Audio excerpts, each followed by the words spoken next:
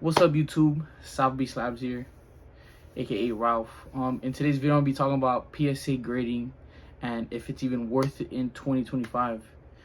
I'll be touching a few points here on grading, upcharges, what to look for when grading, how to have a good PSA 10 rate. First thing we're gonna get into is what grading actually costs. To start, you're gonna have to get your PSA membership. I know for some people may not agree with this, but getting the PSA membership is really important if you're gonna do this full time, because they have the prices are a bit less expensive when it comes to grading with PSA with the membership. If you don't get the membership, I think it's like $25 without the membership. I think with the membership, when it comes to TCG, I think it's like $20, $19. I think from what I've seen from experience, I've done $19 per card to get graded. Shipping. When it comes to shipping, I think PSA they don't give you a label to print. You gotta get your own label and you gotta go print that.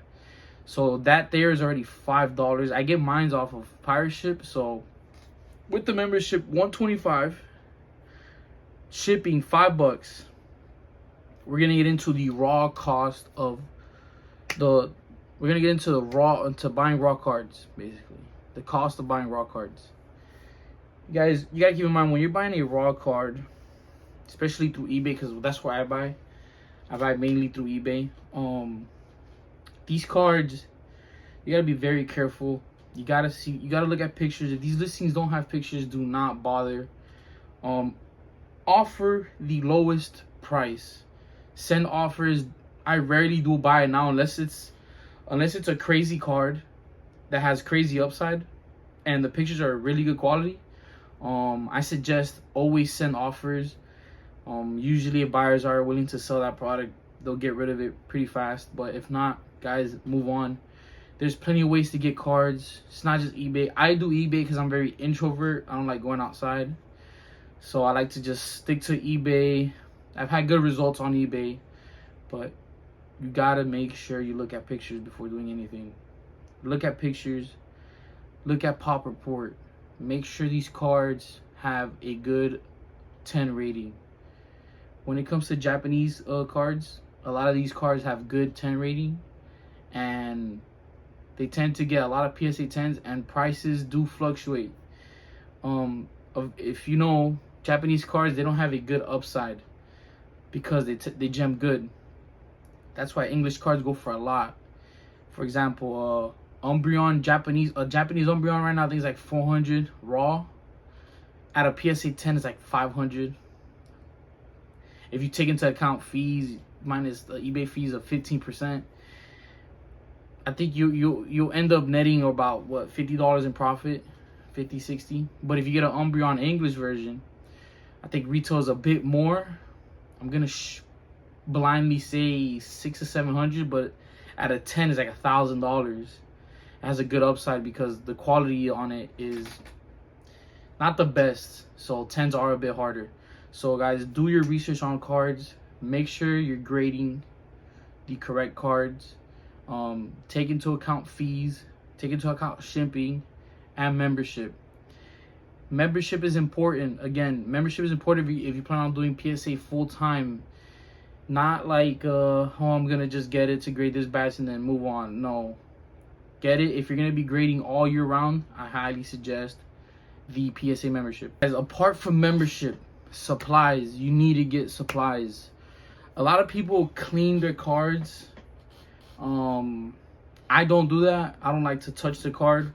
Once I receive the card, if there is light dust on it, I might just lightly pass like my shirt or something like that, super light. I don't like to touch the card once I get it from eBay.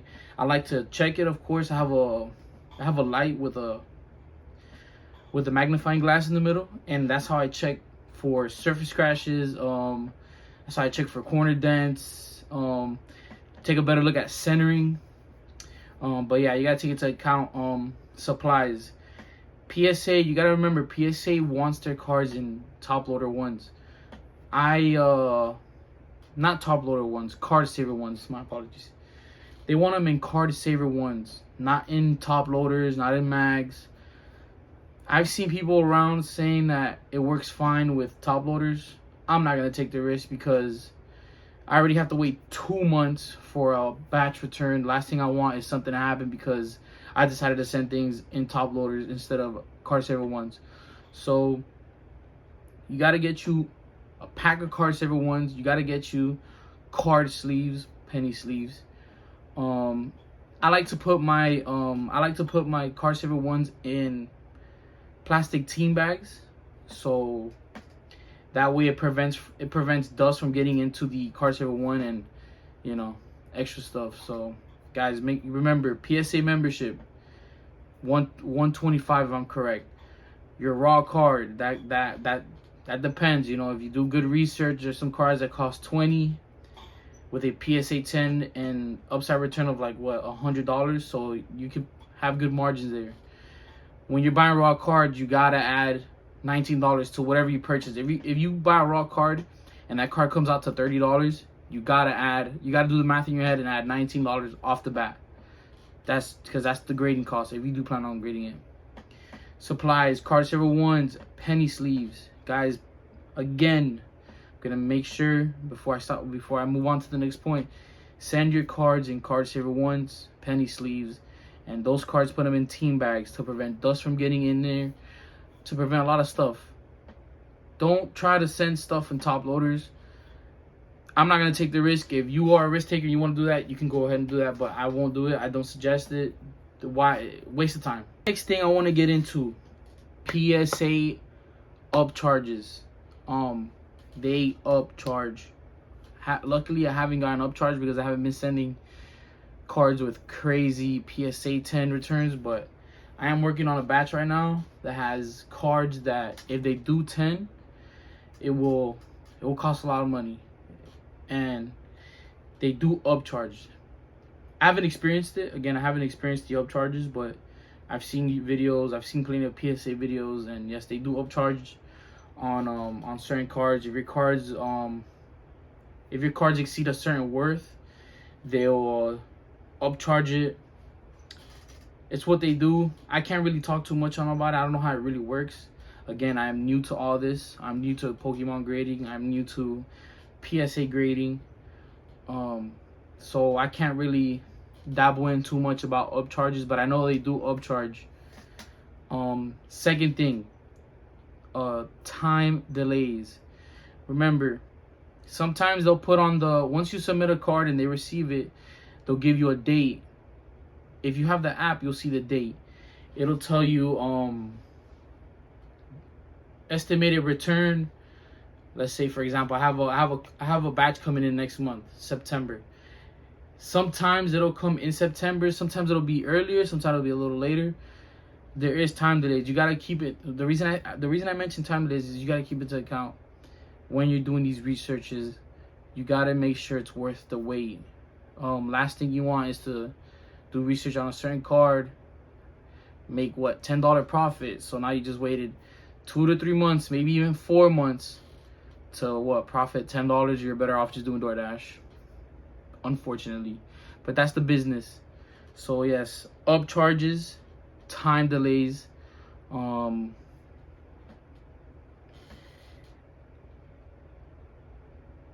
you gotta keep into account. You gotta keep also cards that grade 9. You're gonna get cards that grade 9. It's the unfortunate truth. Nobody here has 100 vision. Okay, people make mistakes. You also got to keep in mind there's human error when it comes to PSA grading. There's humans behind these cards that are getting graded. There's humans behind cards that are getting graded. Tag. I think Tag is doing something where they're like AI based, where it's a robot that grades a card. I'm not a whole believer in it. A lot of people like to experiment with Tag, Beckett, and all that stuff. Right now, I'm mainly focused on PSA because most cards that graded with PSA have upside potential. I understand Beckett when it comes to sports. I think they're a bit better, but that's when it comes to like higher end sports cards.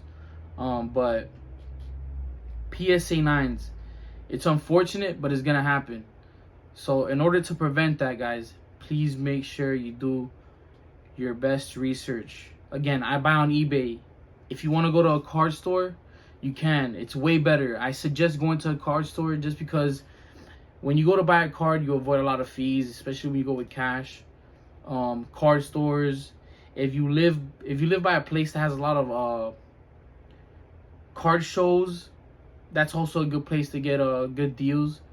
Fortunately, around where I live, I don't have card shows, especially not around. If I do want to go to a card show, it has to be at least an hour, 2 hours away from where I stay. So, card shows, card shops, online, you can do eBay, Facebook Marketplace, but I don't do Facebook Marketplace. I mainly just do eBay and then sometimes Mercari. I usually look for cards with high upside, so it is what it is. Again, I'm very introvert, so I don't like being outside.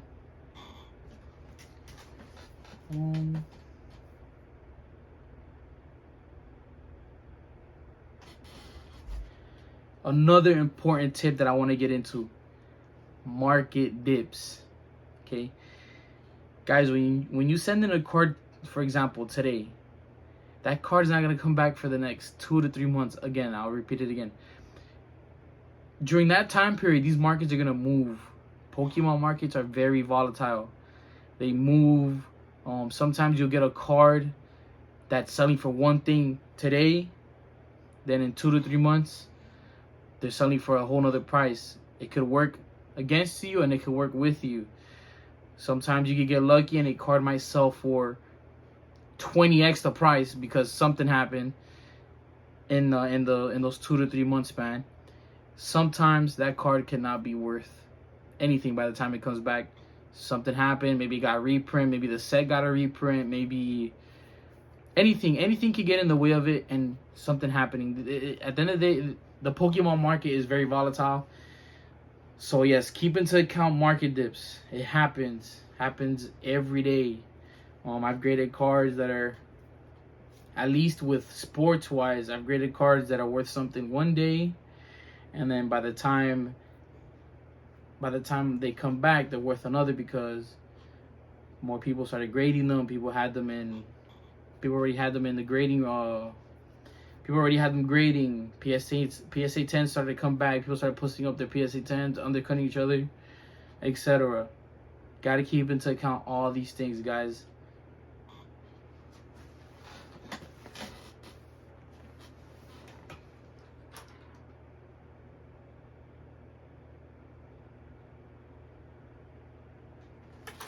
Alright. When is grading worth it? When is grading worth it? Grading is worth it if you do a lot of research. Do proper research on cards. Watch YouTube videos. I watch plenty of YouTube videos. I spend all day watching YouTube videos, studying. Do research. It is important to do these researches. Last thing you want to do is send a card in, wait 2 to 3 months, and then make a $5 profit on it because you just wanted to send something to get graded. Do research. Go to card shops. Look at these cards. Make sure the centering is good. Make sure the corners are not bent. Make sure there's no lines on there's no surface scratches. There's no lines. There's no miscuts, whites, these white dots. Sometimes PSA will let these dots slide if the card is in really good condition. If the centering is good, if the front and back centering is good, occasionally PSA might let you slide with those little white dots that come in the corner. They're like little nicks. If the dot is too white, it's gonna 9. It does not matter. If that dot is white, it's gonna 9. But again, there is human error behind these cards. There's humans grading these cards. It's not robots. As far as I know, I've never been to the PSA factory, warehouse, wherever they grade stuff. I've never been there, so I can't really say too much, but I do know that is, as far as I know, there's humans behind these cards that are great. They're getting graded. So again, you want to look at centering. You want to look at corners. You want to look at whiting, this nicks, miscuts. These blue, these Pokemon cards, they're blue, so if you turn it around, you can easily spot white stuff on them, like, again, dots, nicks, scratches, anything. Especially when it comes to grading, like a lot of the prismatic evolution cards, like the Umbreons, the Eevees, Leafeons, all those cards, the Terrestrial Festival, if I'm saying it right. A lot of those cards have a lot of colors on them, a lot of bright, shining colors on them, so they tend to scratch easily, like Glaceons, all that stuff. They tend to have a lot of surface scratches because of the material that's getting printed up with. Guys, you gotta be patient. Patience is key when it comes to PSA grading. That's why I don't only PSA grade. I occasionally resell sealed products, but you gotta be patient when it comes to PSA grading. Yes, you can have cards with crazy upside, and it is worth it, and it can be worth it, but you gotta put in the work. You gotta be patient. You gotta wait. Again, every batch you send in, you gotta wait at least 2 to 3 months. Patience. I can't stress that enough, guys. You gotta be patient when it comes to these cards. Or with anything, guys, in life. When it comes to anything, you have to be patient. Do research. You're gonna get, if you're buying on eBay, you're gonna get cards you're gonna buy on eBay that look like one thing on the picture, and then once you get it, you probably didn't notice a surface scratch on the picture that now you're seeing in person. So that's why I suggest going to card shops, card shows. Do a lot of research, guys. I know it might sound like I'm going in circles, but I can't stress it enough. You gotta do your research on these cards. Look at videos. Look at the big Pokemon YouTubers. Those guys, anybody that has PSA grading videos, look into those videos. See what they're grading. You gotta get your hands dirty. You gotta be patient. You're gonna lose money. Unfortunately, that's how it is with everything. You're gonna put money into something, and you're gonna lose it. It'd be like that, but you can't let that discourage you. A lot of people say PSA 9s are a bad thing. The way I see it, if you get a PSA 9, you can just throw it up on auction on your eBay account, and that's a free transaction with a free review. You know what? The cost of that card was what? You probably got what, -$20. In return, you get a free you get a transaction on eBay, and you get a review. A positive review. You can see, you can always look at the brighter side of things with everything, okay? So if you get a batch that half of it came out at 9, sucks, you lost money, but you can't do nothing about it. It's unfortunate. Recognize your mistake, go after it again, and try your best to not make that mistake again. So yeah.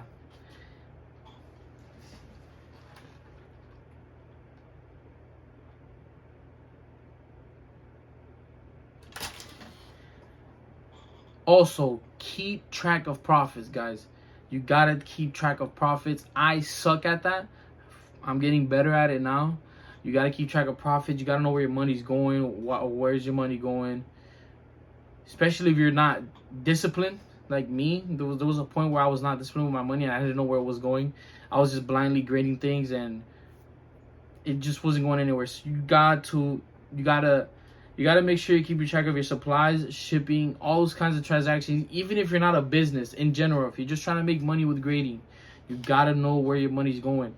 You gotta know your returns. If not, it's gonna be pointless if you don't do any of these things.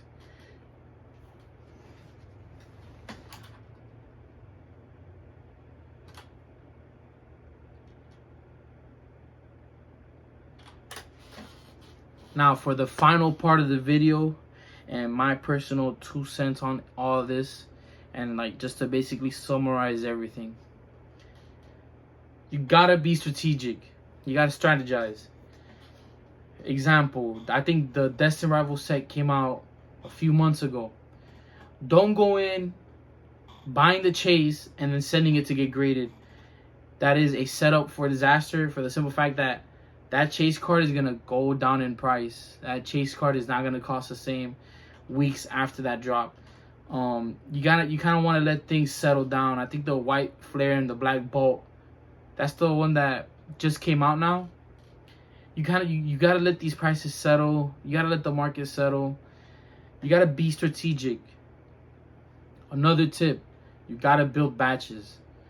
Build these batches. As soon as you send a batch in, as soon as you send the batch out, start working on the next one. You wanna get to a point where you're constantly receiving batches every month or every 2 months. You have batches coming in. You kind of wanna, in order for you to accomplish that, you have to constantly be sending batches and batches and batches. I'm currently working on that right now since I do grade Pokemon and sports. I'm starting with this. I am just starting with my business, so everything is patient. I'm not in a rush to anything, but eventually my goal is to get to that point, and it should be your guys' goal too if you plan on grading with PSA. PSA has a lot of upsides, man. It helps a lot. Guys, take your emotions out of everything. Don't act out of impulse. The main reason why I lost so much money in PSA grading at first was because I made an impulsive move trying to get out of a rat hole that I got myself into. If you guys don't know what I'm talking about, I have a video explaining my story about how I lost a lot of money with PSA grading. But anyways, I thought I could get out of a hole by grading all the cards I got, and it just put me into a bigger hole. Avoid that. Avoid emotions. Avoid being impulsive. Avoid making moves you're not supposed to be making because you're just emotional and you want to just make a move to make a move. You don't want to do that. You want to avoid that. You will lose a lot of money doing that. That can cost you a lot of money. So yes, guys, to summarize the whole video, be strategic. You got to build batches. You got to keep you got to keep track of profits. You got to know where your money's going. Do good research.